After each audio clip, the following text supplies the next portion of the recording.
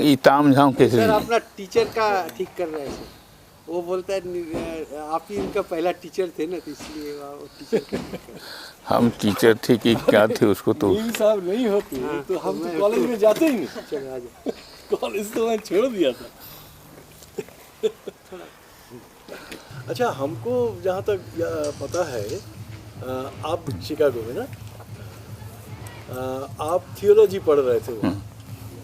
और नहीं, वो तो बाद में बात करेंगे, इसको पूछेंगे, मैं जानकारी के लिए मैं पहले।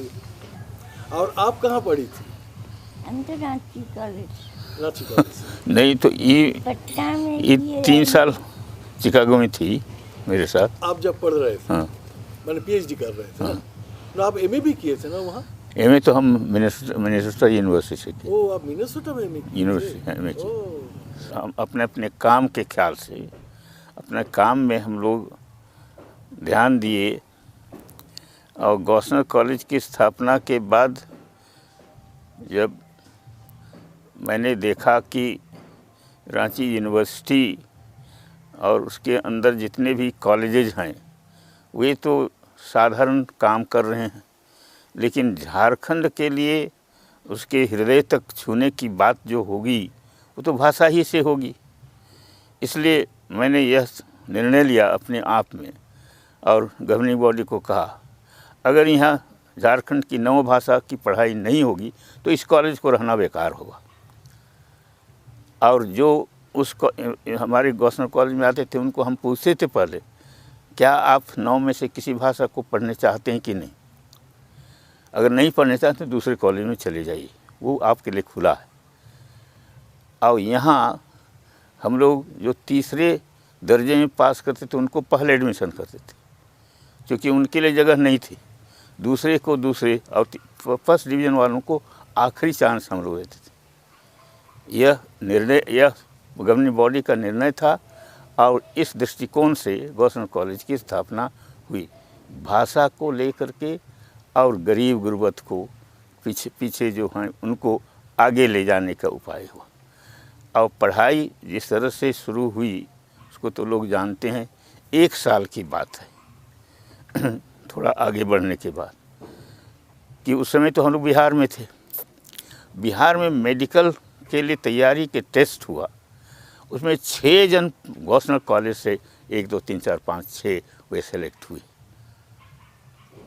तो 3rd डिवीज़न को प्राथमिकता, 2nd को द्वितीय और 1st को तृतीय जगह देने का प्रमाण इसी में है कि नीचे वाले भी ऊपर आ सकते हैं। जब भाषा की बात होगी तो यूनिवर्सिटी से तो उसकी मान्यता होनी चाहिए, और यूनिवर्सिटी से मान्यता होने के लिए तो डिपार्टमेंट होना ज़रूरी है। तो उस समय हमारे क्या तो नाम था उनका, कुमार सुरेश सिंह, ये तो यूनिवर्सिटी का भी देख रेख करते थे सरकार। तो उनसे बातचीत हुई, केसरी साहब से बातचीत हुई और हम लोगों ने कहा कि डॉक्टर रामदयाल मुंडा को मिनेसोटा यूनिवर्सिटी से हम लोग को बुलाना चाहिए। और उन्होंने बुलाने की बात कही और हम लोगों ने समर्थन किया और 1980 में वे चले आए और डिपार्टमेंट का आरंभ हुआ। तो भाषा और यहाँ की धरती की मिट्टी से संबंध रखने की बात वहाँ से और गहरे रूप में आरंभ होगी। तो कहना चाहिए जो न्यू आपने गॉसनर कॉलेज में रखा था जिस भावना के साथ, उसी को एक कदम रामदयाल मुंडा जी आगे बढ़ाए यूनिवर्सिटी में। तो चूँकि इस बात को आगे बढ़ाने के लिए तो एक हथियार की ज़रूरत थी और डिपार्टमेंट एक हथियार हुई और उसके हेड होने के कारण से वे तो प्रमुख व्यक्ति हो गए इसको आगे बढ़ाने में। तो कौन ऐसा विशेष गुण उसमें आपको देखने को मिला जो दूसरों को प्रेरित करता था? तो विदेश में एक बात जो हम लोग कहना चाहते हैं, और मिसेस मिंज भी इसमें बात है, कि हम लोग के साथ रहते रहते एक बार वे बीमार पड़े, और उस बीमारी के समय जो विलिंग अस्पताल में उनको भर्ती किए, उस समय जो बच्चों के साथ जा कर के उनको देख रेख करती थी, वो बहुत ही नज़दीक हम लोग को एक दूसरे के साथ ले आया। तो अगर उनको आपको उन दिनों की बात याद है? हाँ, कुछ बताइए ना, कैसा बात करते थे आप लोग, कैसा लगता था? उनको हॉस्पिटल से छूटने के बाद रोटी खाने कहा गया, आटा रोटी। अच्छा। तो वहाँ तो अमेरिका में कोई आटा रोटी बनाने नहीं जानता है, तो एक दो दिन किसी के यहाँ बनवाए, पर उनको अच्छा नहीं लगा, तो मेरे पास आए। हम यहाँ कहीं नहीं बनाएंगे, बनाएंगे आप खाने आइए। और तो वही रोटी बनाने से हम लोगों का बहुत ज़्यादा संपर्क हो गया, और बच्ची लोग भी चाचा चाचा कहना शुरू किए। और एक बार हम हॉस्पिटलाइज हुए, तब बेबी सिटिंग के लिए किसको पकड़ा जाए, तो मुंडा जी को रिक्वेस्ट की कि बेबी सिटिंग कर दीजिएगा जब हॉस्पिटल जाते हैं। इस तरह से हम लोगों का घरेलू रिश्ता बन गया। जो आगे चल के पूरे भारत के आदिवासी को एकजुट करने के लिए जो प्रयास आप लोग कर रहे थे, उसमें वो अगुवाई कर सके, ऐसा कुछ गुण उसमें नजर आया आपको? तो ऐसे ITP की बात कहते हैं तो मुझे बहुत ही विशेष बात याद आती है कि पूरे भारत के आदिवासियों के बीच में उन्होंने ऐसे ITP के द्वारा ऑल इंडिया एक सभा किया दिल्ली में, और क्या तो स्टेडियम में, आप लोग तो उनकी ओर से उनका मन हुआ, और वे मेरे साथ मेरे यहाँ आकर के बहुत बहुत दौड़ धूप करके वे मुँह से कंसेंट ले करके कि वे उस सभा में मुझे आदिवासी रत्न का पुरस्कार देने के लिए वे तैयार हो गए। ऐसी बात मैंने तो सोचा ही नहीं था। तो यह तो उनके लिए ज़रूरत थी, लेकिन उन्होंने मुझे उस स्थान में रख दिया। यह मेरे लिए बहुत ही असमंजस की बात होगी। उस समय नहीं कहने के लिए भी नहीं बना, घर आकर के उन्होंने सही करवाया मुझे कि ज़रूर आप इसको ग्रहण। तो मैंने ग्रहण किया, और वहाँ आदिवासी रत्न का पुरस्कार उन्होंने दिलवाया मुझे, और लोगों ने दिया। यह मेरे जीवन के लिए उनके साथ काम करने का एक बहुत ही विशिष्ट स्थान रखता है।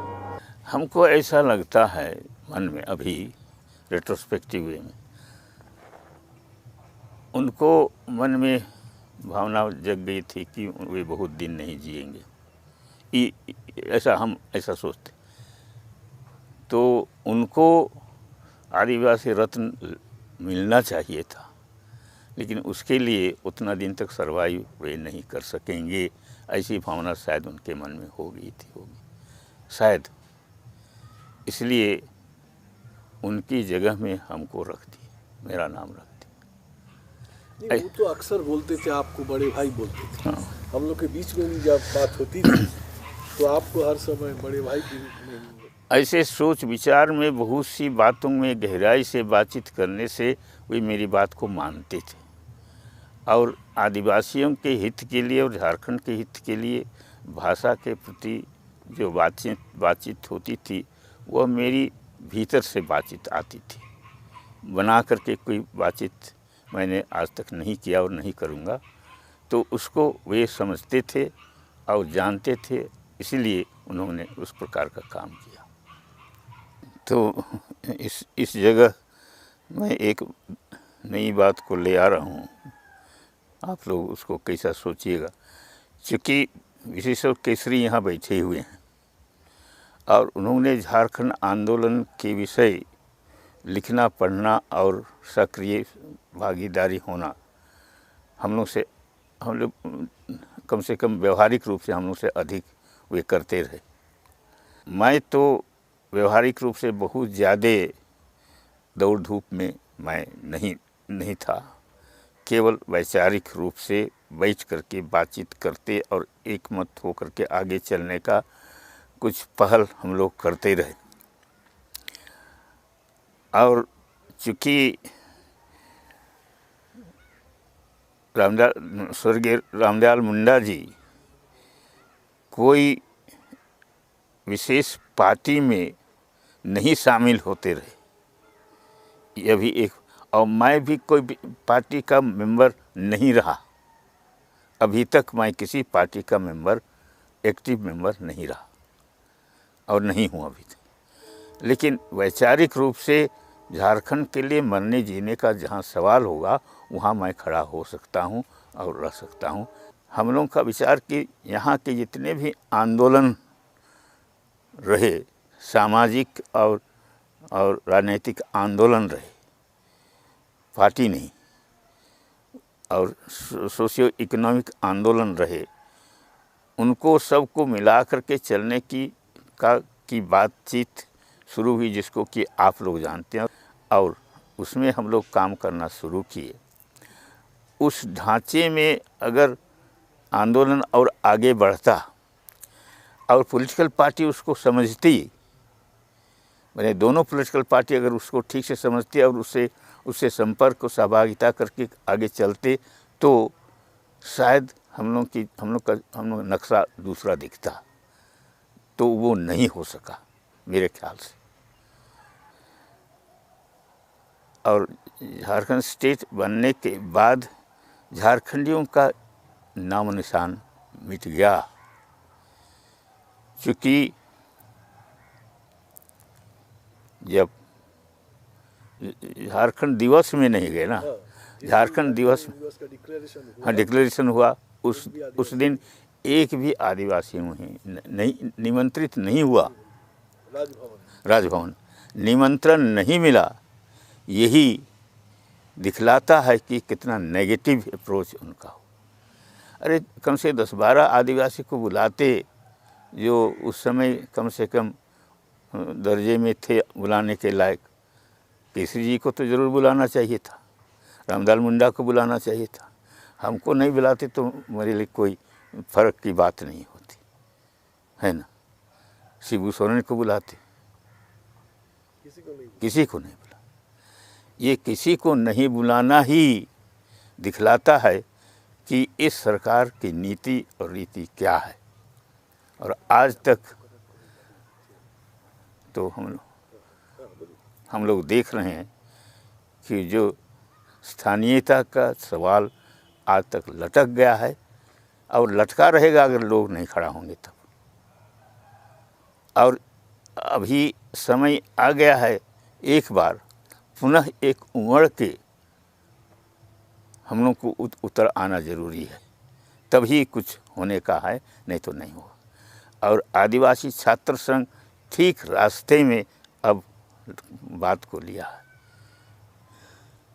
उसी के साथ जुट करके और हायर और वाइडर स्कोप में हम लोग को मूवमेंट को चलाना बहुत ज़रूरी है।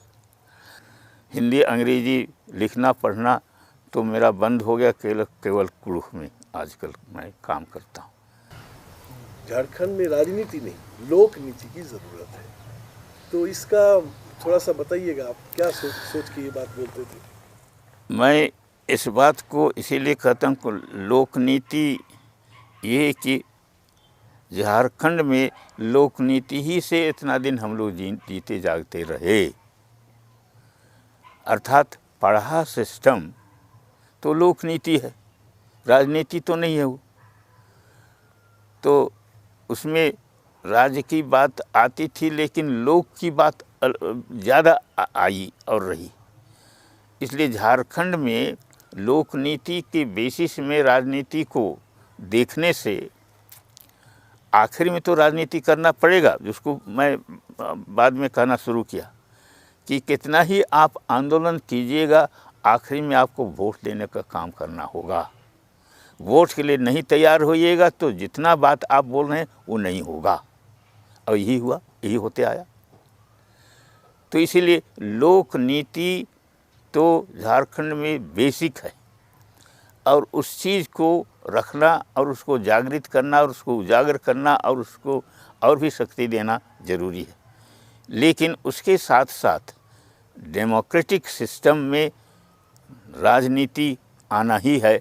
उस राजनीति में भागीदार लोकनीति की शक्ति के साथ आना जरूरी है।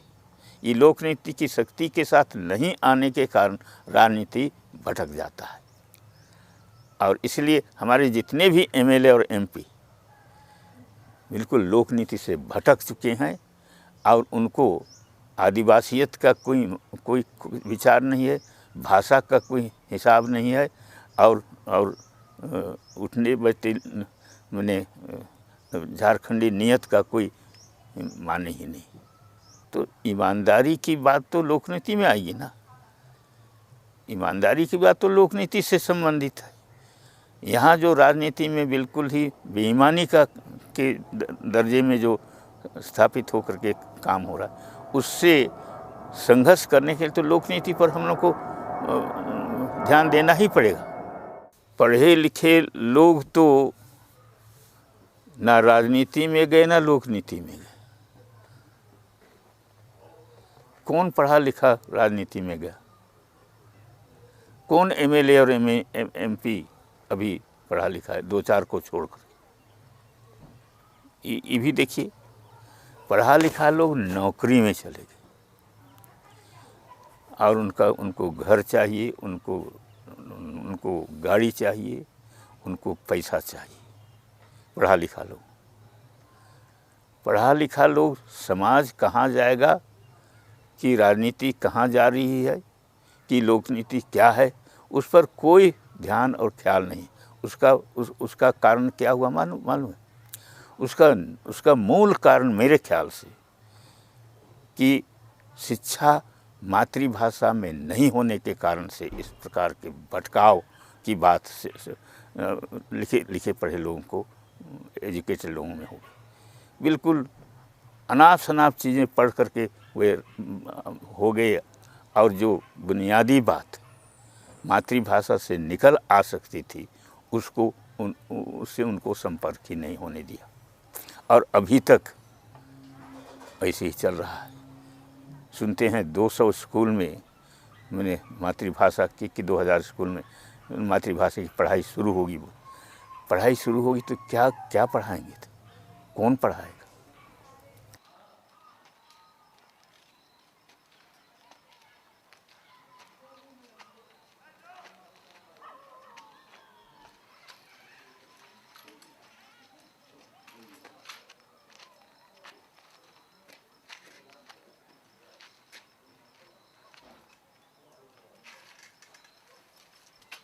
बराबर नहीं हो,